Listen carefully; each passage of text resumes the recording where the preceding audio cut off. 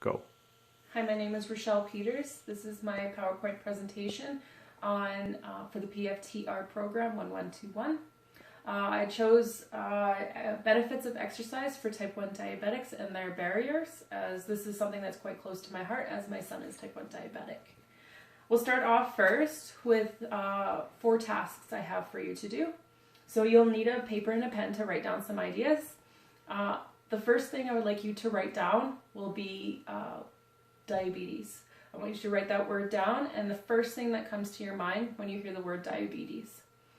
Second is I would like you to write down someone that you might know that is diabetic. It can be type 1, type 2, or gestational.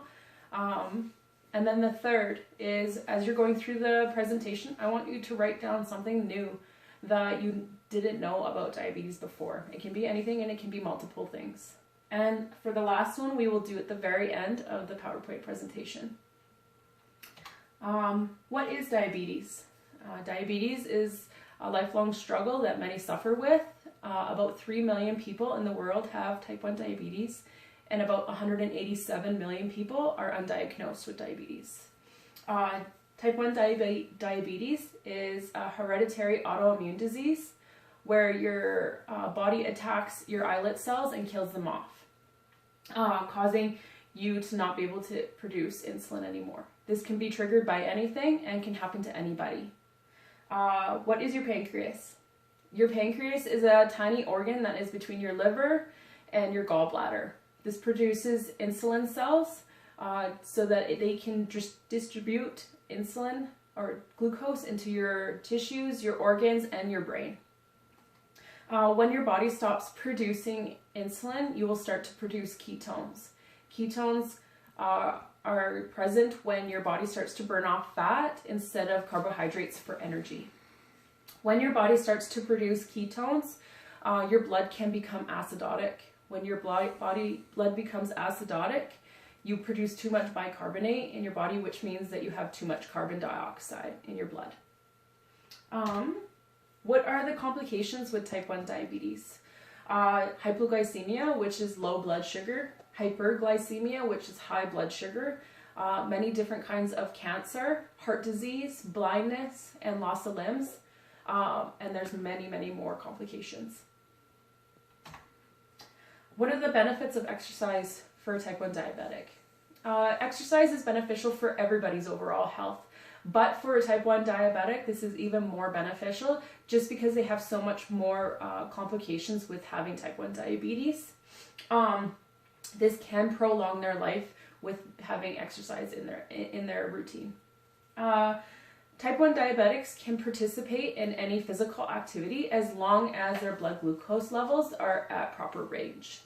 It's been shown that physical activity can help control lipoprotein control, help reduce blood pressure, and increase their cardiovascular fitness, and along with psychological well-being. They suggest, though, before a type 1 diabetic starts physical activity, that they consult with their doctor, and just so they're making sure that they have the proper insulin dosages. Exercise can give a type 1 diabetic a sense of control over their disease. Type 1 diabetes can be extremely mentally draining and hard to manage at some point. They are all encouraged to engage in physical activity, and not just for their overall health, but for their mental health as well. What are the barriers for a type 1 diabetic that they face? Physical activity for a type 1 diabetic, they can experience extreme lows afterwards, and not right after the physical activity. This can happen about 15 to 24 hours after they have done exercise or physical activity, and most of the time this can happen in the middle of the night while they are sleeping. There has been different kinds of reports on different exercises such as strength training versus aerobics, and their severities of their delayed hypoglycemic lows. The American Diabetes Association suggests that a type 1 diabetic, before they start their exercise, check their blood glucose levels, and to make sure if they are on the lower side that they consume more carbohydrates before they start their physical activity. What can help a type 1 diabetic get over their fears of hypoglycemia? There's been small studies done with artificial pancreases, which is known as insulin pump, and that's what this is right here. This device will sit on the outside of your body for a few days. Each pump is programmed to that specific person for their insulin dosages that they get. And the use of a continuous glucose monitor, which is called a CGM. This is the other one on the other side. This will sit on your body for 2 weeks. It will collect data every 5 minutes from your blood and send it to another device, such as your phone, a watch, or another meter. And it will alert you if you're having too many highs or too many lows before that they get at a risky number. They've done small studies with about 27 patients in a closed environment using artificial pancreases and CGMs. During this environment, in this study, their normal glucose ranges for a type 1 diabetic is 4 millimoles to about 10 millimoles. When using these two devices during this study, the blood glucose levels improved between 7 millimoles and 6 millimoles. They had a 97% success rate for glycemia range and a 77% of glycemia control, and they reduced their nighttime lows. In conclusion, the main goal for a type 1 diabetic is to have good blood glucose level control and be able to stay healthy and doing physical activity. With the help of artificial pancreases and a CGM, this can be completely achievable.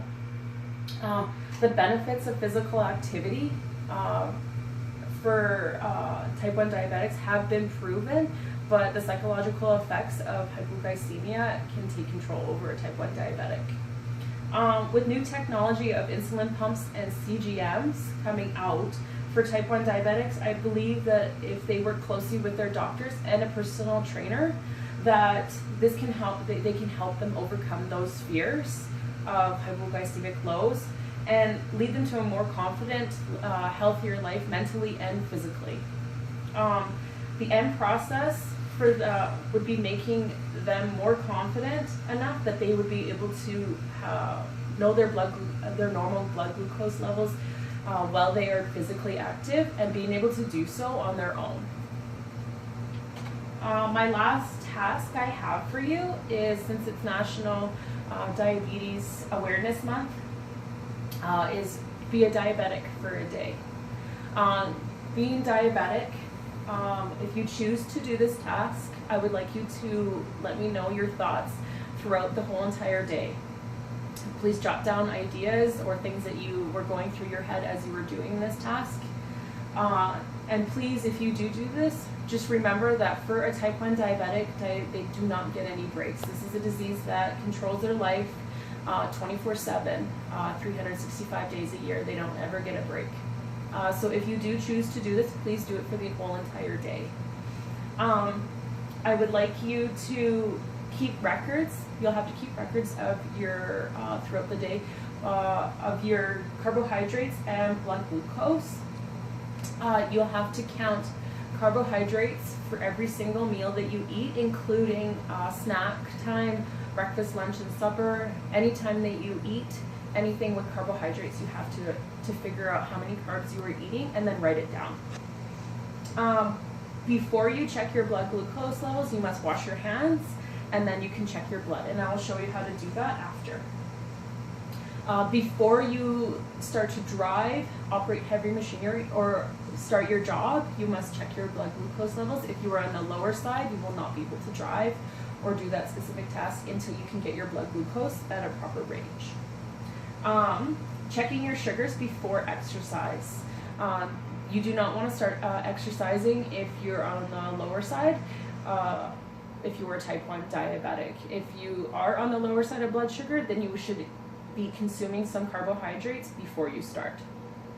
And the last one is checking your blood glucose in the middle of, before bed and in the middle of the night. You set your alarm for 12 a.m. and 3 a.m. The reason you do this is type 1 diabetics will always have to check their blood glucose in the middle of the night because you burn carbohydrates differently while you sleep.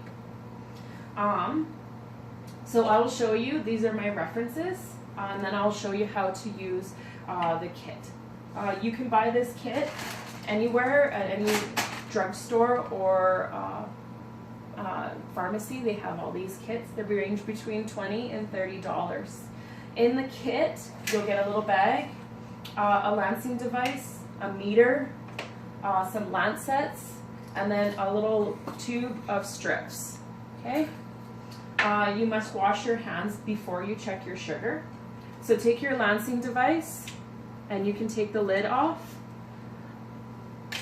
You'll take your lancet and put it inside. This little round piece, you're going to twist it off, and then there's a tiny little needle here. Okay, don't poke yourself.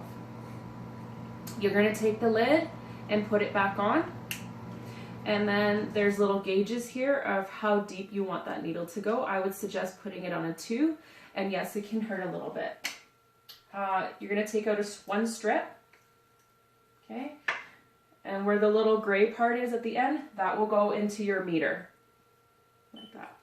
Your meter will come on.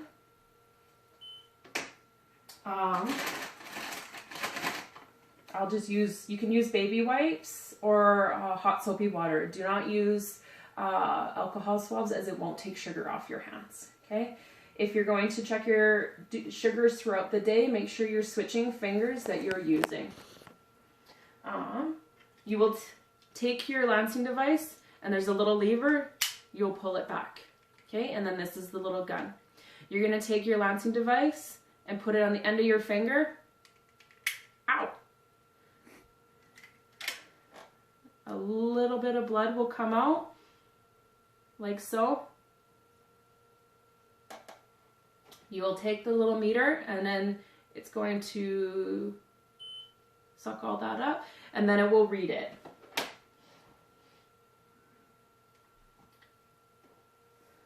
And then it will show you your blood glucose levels. Okay, obviously they will not be the same. Your range should be between 4 and 6 for a non-type 1 diabetic. You won't have any severe lows unless you're not eating. If you do this, please let me know your thoughts on it. And that is the end of my PowerPoint presentation. Thank you for watching.